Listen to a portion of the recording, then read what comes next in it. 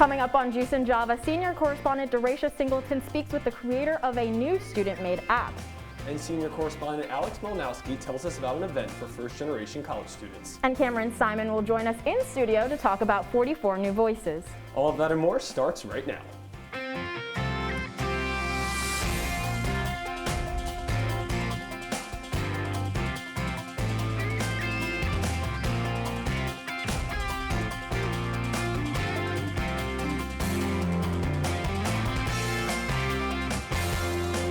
Good morning, I'm Lilly Umana. And I'm Ryan Baker. Thanks for starting your morning with us. Let's kick things off with the squeeze.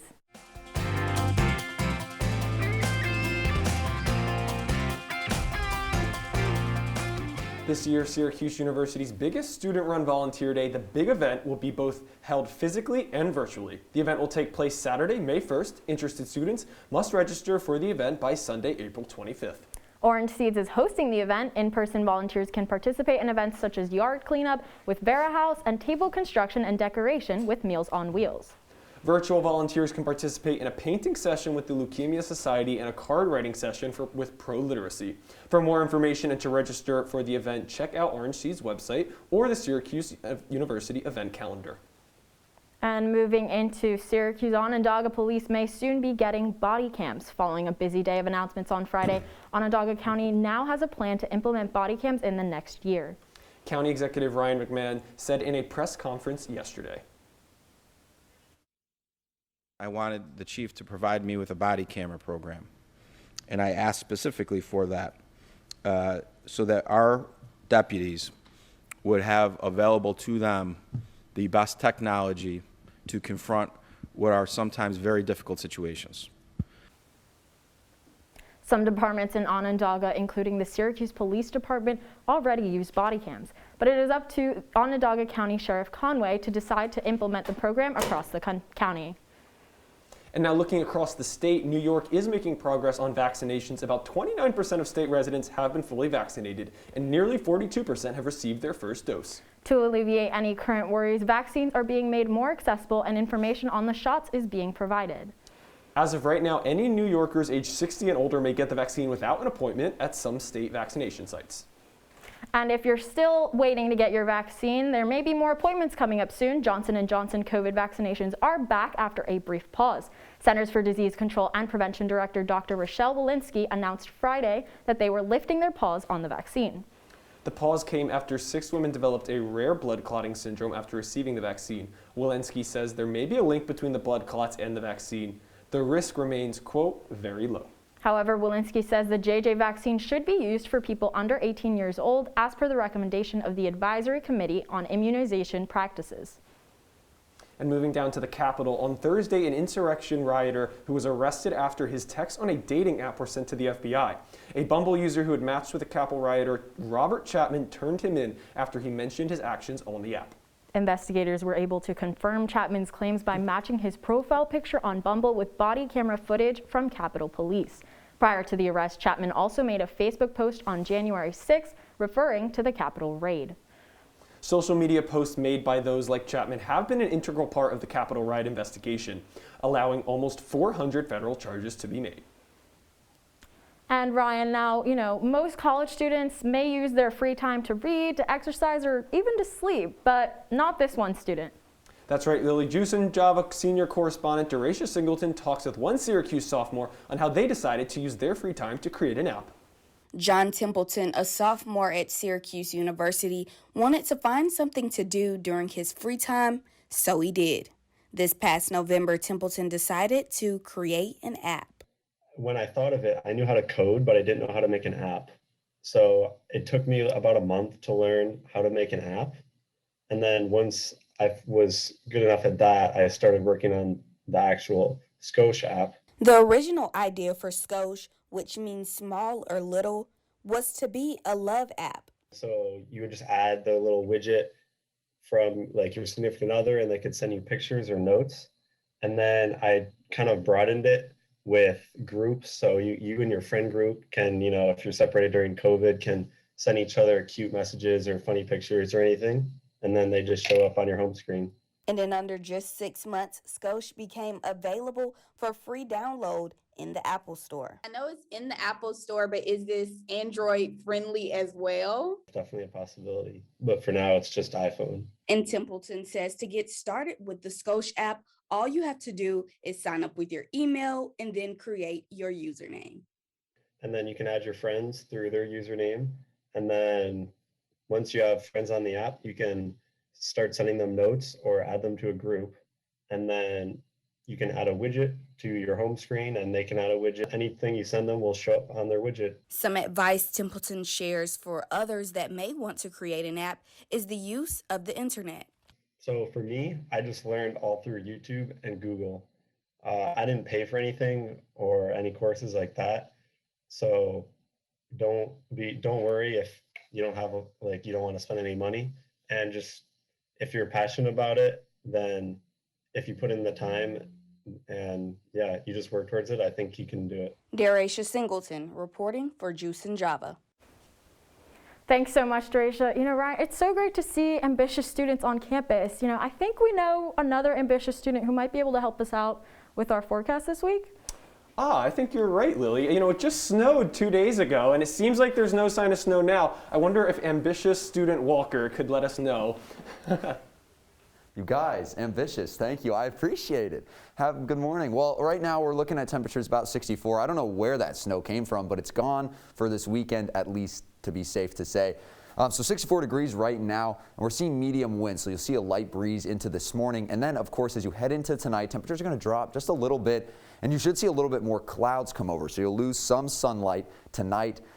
However, we're not seeing any snow, any rain. It's looking to be fairly nice. And across the map, we're not the only ones enjoying this nice temperatures. As you can see, it's fairly similar in those high 50s to low 60s.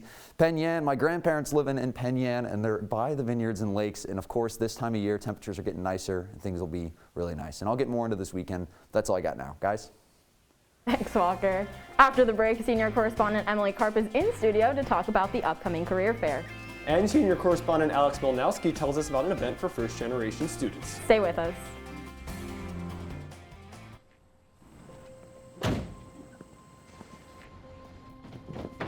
Dad, they took over my bedroom. Come on, come on. Okay, Dad. 1, 2, 3.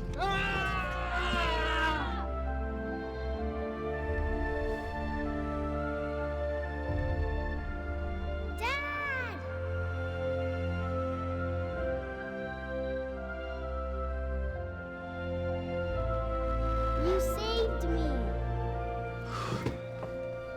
Dad? Are you okay? I'm fine, dear.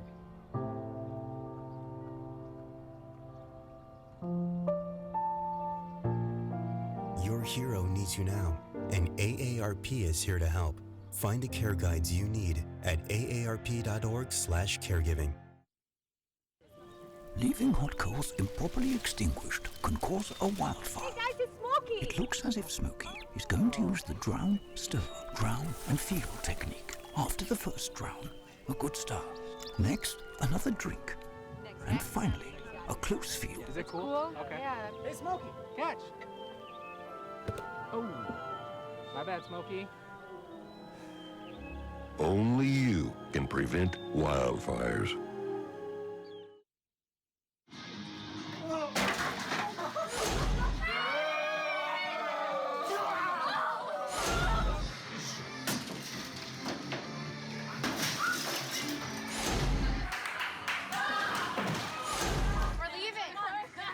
Most party fouls are pretty dumb. But if you decide to drink and drive underage, you could lose your license and your freedom. Underage drinking and driving. The ultimate party foul.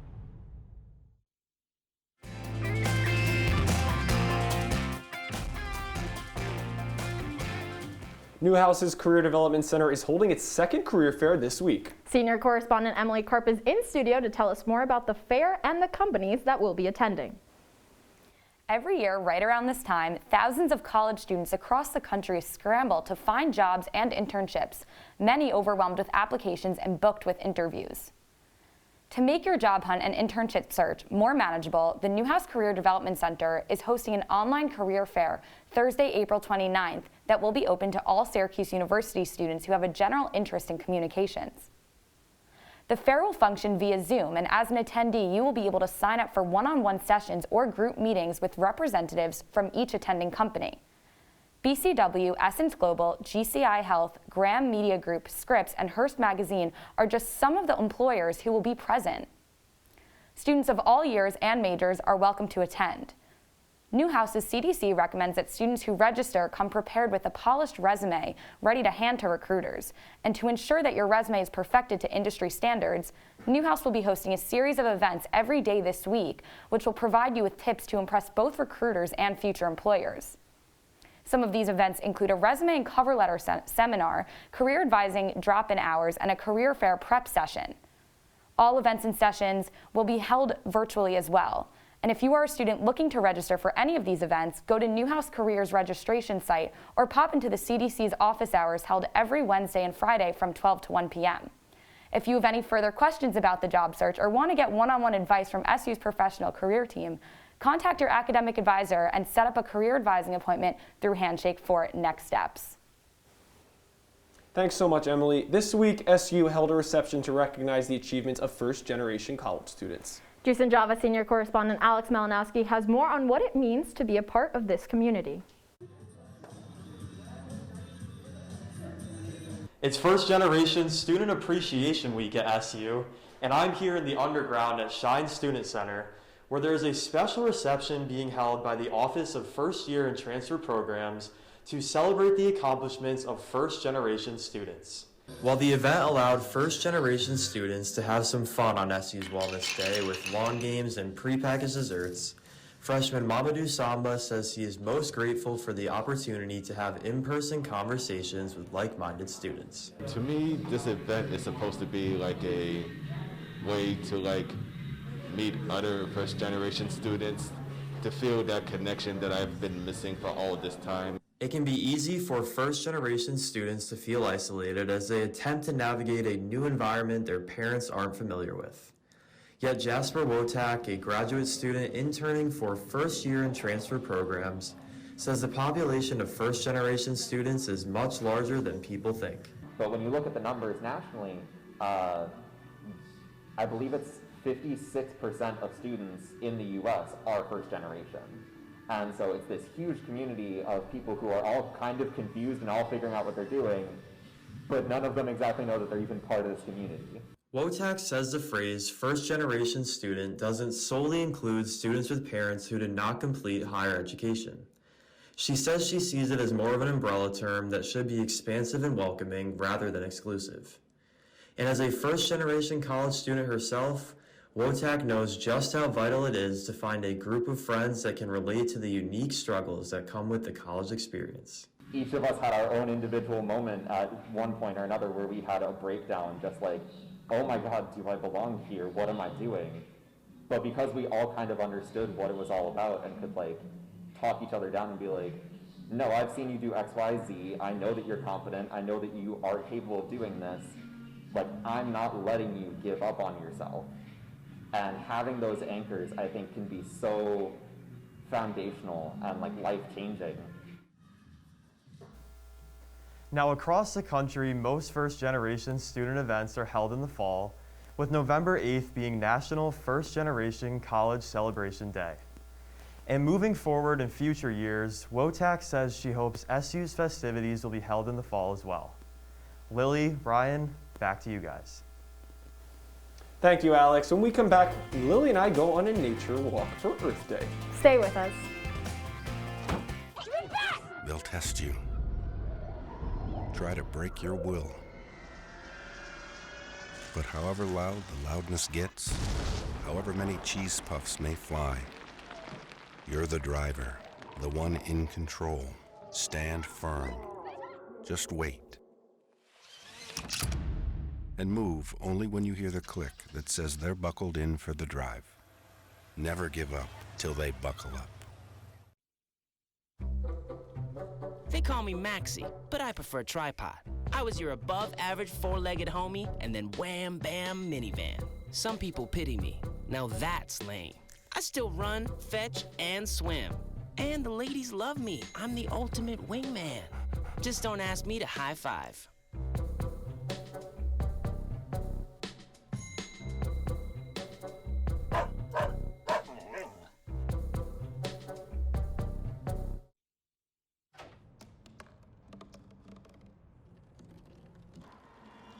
Everybody has a dream.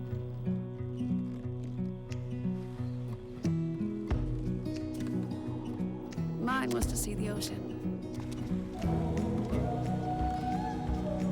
And with a little help, I made it.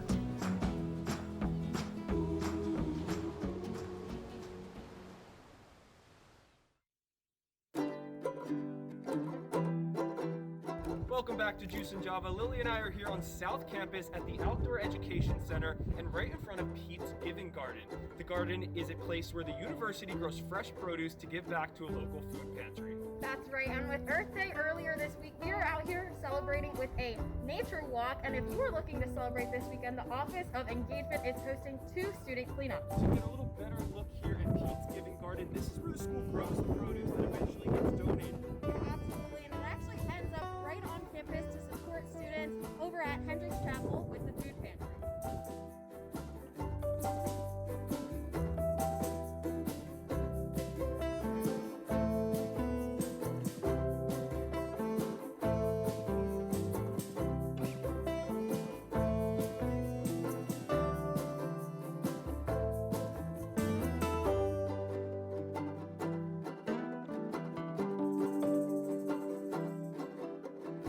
So we took a little hike here on South Campus and came across a biking path.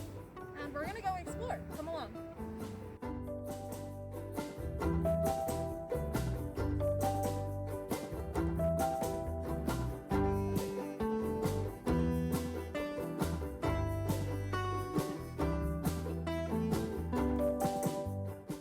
Well, Lily, I think we've finally come to the end of our trail here. Absolutely, Ryan. And you know what? I've had so much fun getting to enjoy the earth out here, enjoying Mother Nature. It really reminds me how much we need to appreciate the environment around us.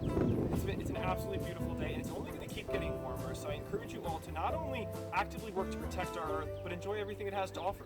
Juice and Java will be right back.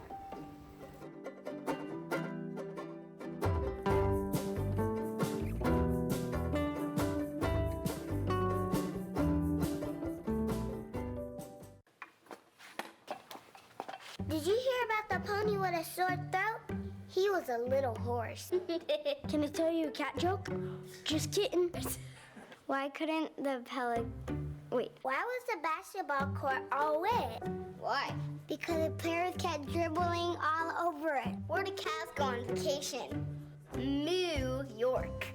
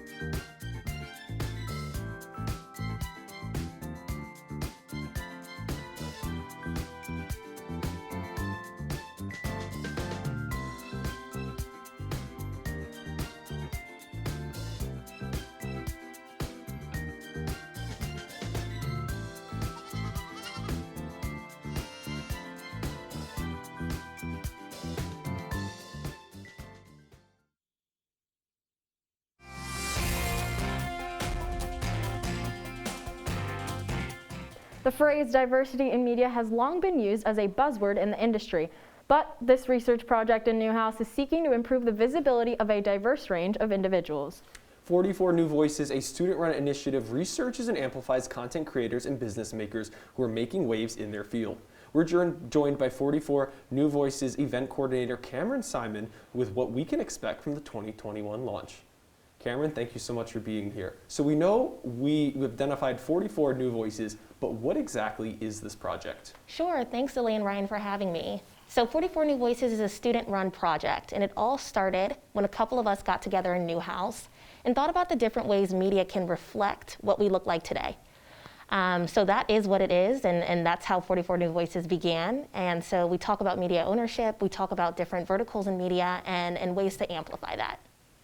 That's so awesome. So what's the overarching goal of the project? Yeah, Ryan, you said it. It's to amplify and identify underrepresented voices. So that is in policy, that's in civic engagement, that's across all different forms of media. And our focus always and will be diversity. And so this kind of started as a collaboration with New Bosses, New Voices in the Center of Digital Media Entrepreneurship in the School of Newhouse. So out of that list, do you have any standout voices that you think people should know about? Totally. So one of them is Cammy Tellez, and she is the founder and CEO of Parade, which is an underwear company challenging people to rethink the way they express themselves in underwear, which I think is awesome. And then someone I really, really admire is Keith Cartwright. And he founded his own agency as well as his own nonprofit organization called Saturday Morning. And that is to encourage people to find peace and love in society. Awesome. So your team is in the process of releasing the list of this year's voices. What can we look forward to from the launch? Sure. So when we all can safely meet again, you can look forward to us being at South by Southwest. You can look forward to more interviews from the different people on the list. We're planning on getting involved with other organizations on campus. And overall, we just want to amplify these voices as much as possible. That's incredible. Going forward, what can we expect from the project? Definitely more conferences. This year we launched our first ever Student New Voices list, which was awesome. So you can look forward to more of that. And also you can just look forward to hearing more about us because we're not going anywhere. So thank you. Well, that is so great. Thank you so much, Camryn, for coming into studio and speaking with us. Coming up, Walker Simmons gives us a look at the weather for the week ahead. And Carmella Boykin has the latest on how 90s tech is making a comeback. Stay with us. I see you mobbing over her. Let's go. Let's mob. Let's crawl. Let's crawl. Let's crawl. Hey, yo, we mobbing. Come on, girl. Let's crawl. Hey, yo, let's crawl. Hey, yo, let's crawl. Hey, let's crawl. Hey, yo, let's crawl. Here we go. We're gonna go out there in the rain. Gonna get wet. All right, here we go.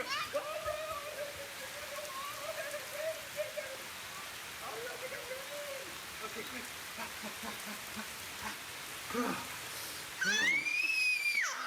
Oh yeah, yes. So much fun. Mwah.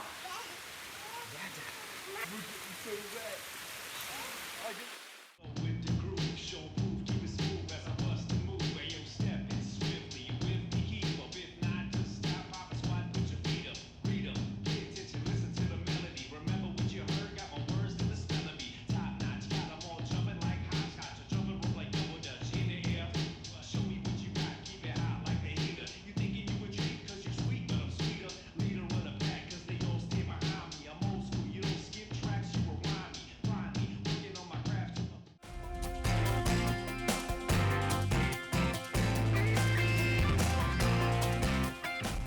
All right, Lily, now I know Walker mentioned there's some cloudy skies ahead, but I'm going to make a prediction, a weather prediction. I think this week those clouds are going to disappear. We are going to have a bright, sunny, clear week ahead. That's very bold of you, Ryan. I'm not going to bet against you this time. I'm very curious to hear what Walker has to say about that. Ryan, I got some bad news. That's not going to be exactly how things are going to pan out. Here's what our weekend's going to be looking like right now. Sunday, we're going to have some showers on the AM side of Sunday, so you'll be waking up to some rain, nothing serious, but your weekend will stay sunny for the most part. Saturday, you're going to have some mostly clouds, and then, like I said, that'll lead in to some rain. But temperatures, I mean, look at this, 66 on Saturday and then 50s, nothing really too cold. Now, of course, looking at this beautiful campus here, this is how your Tuesday is going to be looking, 70 degrees. So once you break out of this weekend, temperatures are going to only increase. One thing you're going to want to keep in mind are these clouds. So we do have a lot of clouds in store. and that's going to lead us to our activity outlook. Right now, I'm putting things at a high. All right, so we do have clouds, but there's going to be low winds, and like I said, temperatures are going to be in those high 60s to mid 70s. So it's going to be nice regardless if that sun is there or not. Now, here's what our week is going to be looking like. I did mention rain. That will continue throughout the rest of the week. Sunday, we do have that rain, and then things will clear up. Tuesday is where we're going to start to see some more clouds come in with those 70s. Of course, with the warm weather comes those thunderstorms. So Wednesday, you got some afternoon thunderstorms to kind of close out your day. And then Thursday, you will be seeing just some rain. But as you can tell, no snow. So for me, that's some pretty good news. Guys? Well, I am quite disappointed that my prediction is likely not going to come true. But anyway, from a new way to find your keys to a new pet in your pocket, a lot of things happen in tech this week. CitrusTV reporter Carmella Boykin is in studio to break down the latest of what you need to know. Carmella? Thanks, guys. We've seen 90s trends making a comeback in fashion, and now they're making a comeback in tech. I'm Carmella Boykin, bringing you the tech news of the week. We start with the first Apple event of the year. Apple has announced the release of a few big items, including a refresh to the iMac lineup and a brand new item called AirTags. Starting with the iMacs, you can now buy a desktop that's 11.5 millimeters thick in total. The lineup comes in a range of colors that's a refresh of the colors from the 90s iMacs lineup. But instead of weighing 38 pounds, these new computers weigh less than 10 pounds. And while technically they're pretty nice, with a speedy M1 chip which gives you fast computing power and a 4.5K display which makes everything look super crispy and sharp, there's one caveat. Some people are not happy with how they look. Depending on your preferences, from the front, they're kind of ugly. They have a massive chin, there are no subtle color options, and the bezels, the part surrounding the actual screen, are thick and white, which depends on your style, is not super nice. Next, Apple has released AirTags. Small discs you can attach to your wallet, your luggage, and even your dog, and keep track of them. The devices connect to the Apple Find My network and uses nearby Apple devices to keep track of its location. This sounds creepy, but Apple says they use encrypted data, so no one, not even Apple, knows where your individual tags are, but you. And there are also some safety features, so someone can't just put an AirTag on you and stalk your location. And lastly, while it may not be news from a tech giant, it's definitely a blast from the past. Tamagotchis are coming back. The parent company, Bondi America, is launching a new generation called Tamagotchi Pix. Just like the old toys, there are 3 buttons, and you try not to kill a little virtual pet. But with the Pix, there are now screens that are in color, and you can take screenshots of your pet, hence the title. Instead of the original $17.99 price, they'll now cost $59.99. So whether or not it's worth it is up to you guys. Will you guys be picking out a Tamagotchi in the name of nostalgia? Ryan, I used to have a Tamagotchi, and Carmella, you know, it's really funny you say that you have to help keep them alive. I'm struggling to keep myself balanced this semester, so you know what? I don't think I can handle that. But I don't know. What about you, Ryan? You may be shocked to hear it, but I never had a Tamagotchi, so. Are you feeling stressed? Well, Juice and Java has the perfect way to add calm to your day by celebrating Earth Day just a little late. Just sit back, relax, and enjoy a little slice of nature.